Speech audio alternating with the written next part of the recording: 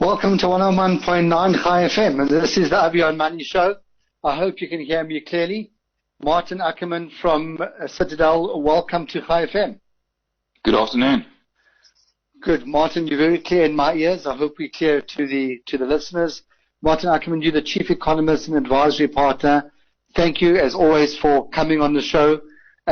Unusual circumstances. I didn't think 2 weeks ago that I would be sitting in my study at home talking to you on WhatsApp call, connected to the studio. The world's a little bit upside down. How are you coping on your side?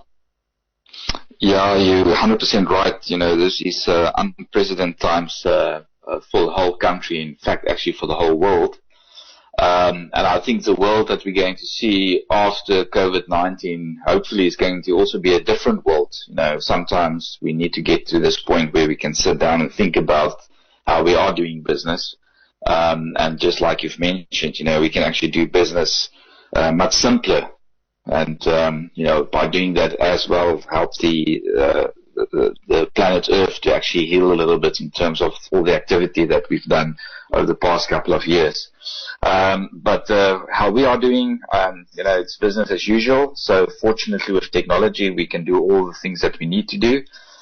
So we engage with our clients, and the markets are open, and yeah, we definitely in a situation where we can preserve wealth and look for opportunities where we hopefully can also create wealth going forward. And that's just a phenomenal thing that you just said, because the feeling that you're getting now from everybody is that everybody's just trying to find their balance on this tightrope. But the truth is that it's a lot wider than we think, and there's a lot more security than we think. We just need to adapt to a different way of operating, and then we'll be able to look forward instead of looking down at our feet and trying to maintain our balance. We'll be able to look forward and see the horizon in front of us. So, Maarten, let's start with the big news, the article that you wrote, Moody's downgrade and what it means for the investor. One thing you said up front in the beginning of the article is that it's no shock here. This wasn't a major surprise.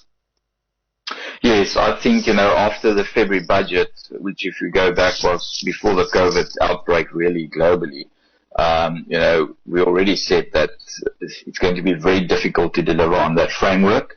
The numbers are flashing red, and the downgrade is almost a certainty. To be honest, Moody's, you know, missed the opportunity, if you can put it that way, to downgrade us about 2 years ago.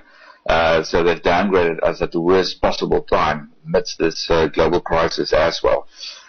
So it was expected, and I think the outbreak then of the COVID-19 around the world, you know, there were no other choice for them to actually do that. But again, like I said, you know, compared to some of the other rating agencies that made that call a couple of years ago, there couldn't have been a worse time to do that.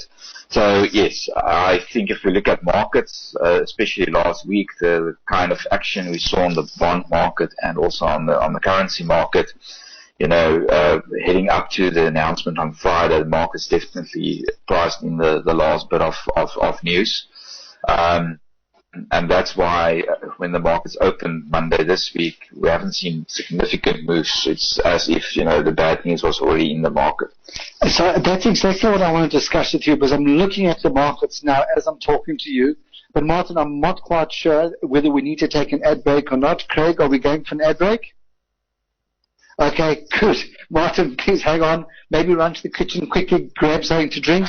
We'll be back with you in a moment. Welcome back to 101.9 High FM. It is 12 minutes past 12, and on the line with me is the Chief Economist and Advisory Partner at Citadel, Maarten Ackerman. Maarten, welcome back. Thank you. Great. I hear myself echoing when I talk, but you coming through very, very clear. Maarten, I'm just looking at the market. We're up 2% today on the all share. The top 40 is up just over 2%. It was up again yesterday.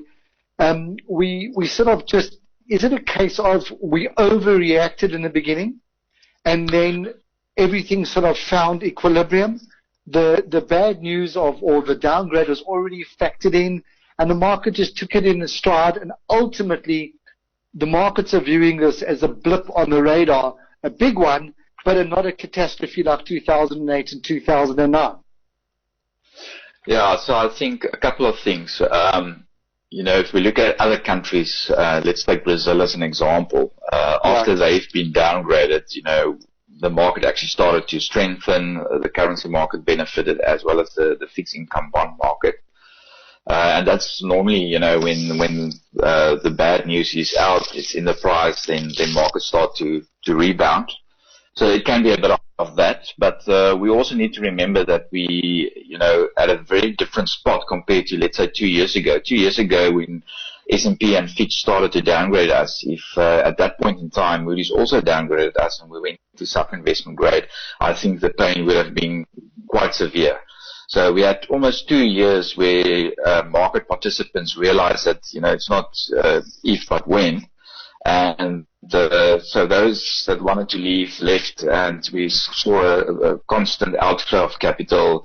So we had a 2-year period of slowly getting to this point. And like I said last week, probably the last bit that came into the price. So that means then that the actual impact this week can be softer. And then the other thing that we need to remember is that we're in a very different global environment. So I think at this point in time, whatever the mood or the sentiment is globally, will have a much bigger impact on what's happening in our markets. So, as example, Monday when we opened, the rand did obviously drop to about 18 to the dollar on the back of the downgrade. But then China actually announced an interest rate cut, which was positive towards emerging markets, and that pushed the currency back to 60. So in this kind of very volatile and fluid environment, I think that global investors are definitely, the Moody's downgrade is not what they are focusing on at this point in time. It's more in terms of what's happening with international liquidity and capital flows. Okay, brilliant. Thank you for explaining that. On that note, let's talk a little bit about the bond market. This is a term that's often thrown around, and I often am humored by listening to people who talk about the bond market with a tremendous amount of certainty, when you almost know that there's quite a lot of uncertainty in it. It's almost the people predicting the rand, and that there's a good 70% chance they're not going to get it right. But when it comes to the bond markets, we're seeing definite movements, and we're seeing definite opportunities. Just please unpack that for us. Yeah, so I think, the bond market is at this point in time offering very, very attractive nominal and real yields. In other words, if you think about it, if you look at the average bond in South Africa, 10-year bond, you're probably now in double-digit territory. So for investors that buy those bonds today, if they just close their eyes, they keep it for 10 years, they will bank a double-digit nominal return. And in an environment where inflation is actually getting lower, we're not in an environment where we're going to see runaway inflation in South Africa. We're in a very low growth environment, if any growth at all. Demand is under pressure, so we're going to see quite stable inflation. So you actually then walk away with, very, very high real returns. And there's not a lot of places in the world today where you can get that. So from that point of view, our fixed income markets at these kind of levels are quite attractive. And, we as an example have been underweight bonds for some time. And in the current opportunity, we're actually getting back to benchmark, or we're actually buying into these double-digit yields on behalf of our clients. You're 100% right to say that, it is a great real yield, but clients might ask, or investors might ask, but what is the certainty around that? And I guess that's where, it comes down to the governments. Not all governments are in the same position to actually service and honor their interest on those bonds. But then again, in South Africa, if you think about our bond market specifically, we're talking about our rand-denominated bonds here. So it's a bond that the government issue in rand terms, so the interest that they need to pay is also in rands. So it is very different from having a dollar-denominated bond, because there you might have issues where government struggle to make those payments if the currency move against them quite significantly. So in all fairness, where we are today as a country, it is still a fairly safe investment to make those put those money into South African government bonds, and again, walking away with quite a decent real return. 100%. Thank you for clarifying it, because that's a question a lot of people have. There's always uncertainty related to it. Maarten, I don't have a screen in front of me where people can SMS you, but I can imagine that the flood of SMSs are all asking the same question. I've got retirement annuities, I've got endowments, I've got flexible investments, and I've been putting money into them. Let's divide them up into two different categories for people. Those who have made lump sum investments in the past, and those who are constantly making ongoing investments, recurring investments at the moment. Let's speak to the latter first, those who are making ongoing investments. Is now the right time to change your fund allocation? Let's say you're sitting, for argument's sake, in a raft of balanced funds. Is it time to go more conservative, or is it time to be more aggressive if you can? Or should one just sit where they are and just keep putting away and let the rain cost averaging do what it's meant to do? Yeah, I don't think there's one answer that's very specific to each and every individual. It depends on how much you're putting. It depends on how far you're away from retirement. So let's give some guidance. I think where we are now, if retirement in your case is still a couple of years away, buying in at these kind of low valuations on the equity market, you will definitely make money in the longer term. So in that sense, if you stick to the typical Regulation 28 balance fund, those managers should then do their asset allocation practically and say, well, you would like to buy into equity at a 30% decline, and also then balance that risk with the fixed income alternatives that I've just mentioned that is actually offering good returns. If you much closer retirement, then at this point it's probably prudent to consider having a little bit more of a buffer.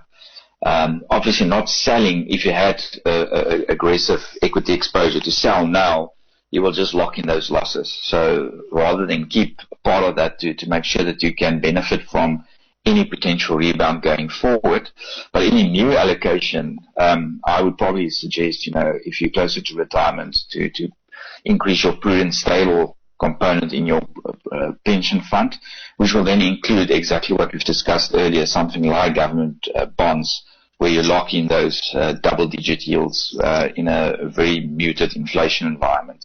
Okay. And even in normal cash, because also remember that currently in our retirement pension products, we don't pay interest. We don't pay tax on the interest that we earn. So if you think about that, for any investor that puts money into those products, if you get a 11+% interest, there's no tax payable on that interest. So that actually increased the attractiveness even further. 100%. Maarten, before we discuss the lump sums, I think we need to run to the shops quickly. Craig, are we going there? Welcome back to 101.9 Chai FM. It's 12:22. On the line with me is the Chief Economist and Advisory Partner at Citadel, Maarten Ackerman. Maarten, welcome back. Thank you. Great. Let's quickly finish off what we were discussing before. Those with lump sum investments that have just watched their R1 million go down to 700,000 Rand in 3 or 4 days. Is this the time to start panicking and for toys, or is it just something that you're going to have to live through?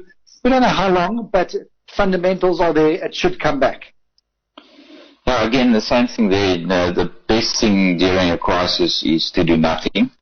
Don't let the emotions force you to do the wrong thing at the wrong time.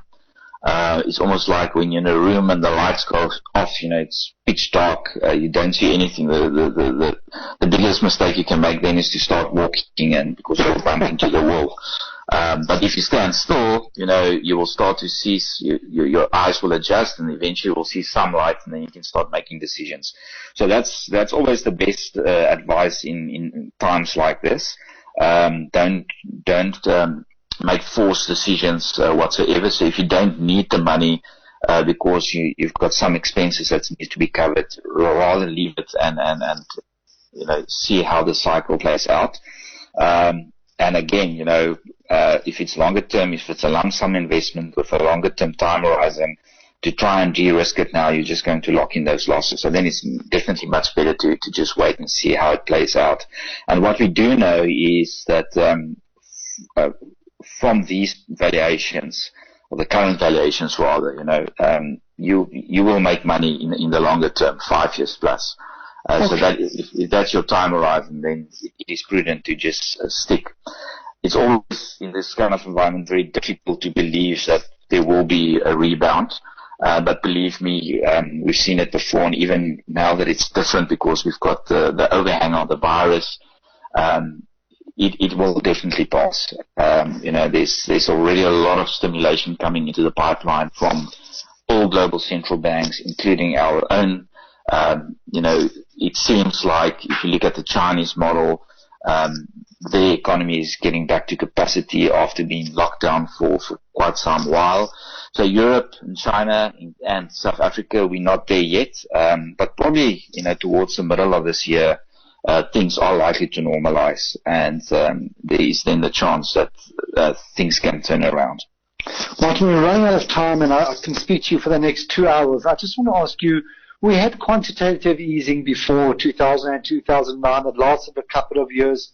Are we seeing a similar thing now? In other words, are governments around the world pumping money into the economy in order to stimulate, hold it up, and to kickstart the economies? Yes, definitely. There's been another, call it centralized monetary and fiscal support this time around. If we just think about the most important one, the US, they very aggressively cut rates back to 0%. Fortunately, they had the ability to do that because in other places like Europe and Japan, they didn't even get to the chance in terms of hiking rates. So the US could act quite aggressively on that. We see a continuation and also restarting of quantitative easing. In the US, we had the $2 trillion package that they've announced. Germany is talking about fiscal stimulation. So there is definitely probably more commitment compared to 2008. But again, this will only help if we can start to open up the economies again. And that's my point that I said earlier on, that as soon as we can return back to normal business, we know that the fuel is in the system, and that will help to not only support the economy but also markets. And Maarten, just before I let you go, I'm looking at the markets now, and one thing that surprised me is there's very little movement, if any, on the major indices when it comes to retailers. We're not seeing big pick and pay moves. We're not seeing big Mr. Price moves. And those are the companies I would expect to see moves on because they're so elastic to the demand and to the supply of us as the public. How come we're not seeing them sort of raging through or pulling back in the markets? Well, I think, part of the reason is that, yes, we're definitely in a lockdown, but many of those stores are still open for business. So for them, it's quite different from some of the other industries where they totally closed. So yes, the guidance is definitely towards a negative for the quarter or for the time that we're in lockdown. But the retailers are doing business, but they're doing less business, and some of the online retailers are actually making use of the opportunity to hopefully maintain some of the margin. So that is probably why you don't see the action that you would have expected in this kind of environment. Fantastic, Maarten. Thank you so much for coming on under these trying conditions, but I think it's worked well. I don't know if I haven't heard from the studio that no one's been able to hear us. I wonder if I can ask you up front, could we get together same time next week for 10 minutes, 12 to 10 past, just for a quick update and a revision of what's happened in the last week? We can certainly do that, yeah. So you can just check the time and get it in the diaries. That's fine. Great. Wonderful. I'll speak to you, Julian. Maarten Ackerman, thank you so much. And Maarten, without giving too much personal stuff away, the profile picture you have on your WhatsApp put a big smile on my face. It just lets us know how privileged we were to have the freedom to travel this wonderful country. And hopefully you and your family will be able to do it again in the near future. Thank you very much. Appreciate it. Great. Thanks, Maarten. Bye. Be well. Bye. Great. That was Maarten. Ackerman, who's the chief economist and advisory partner at Citadel.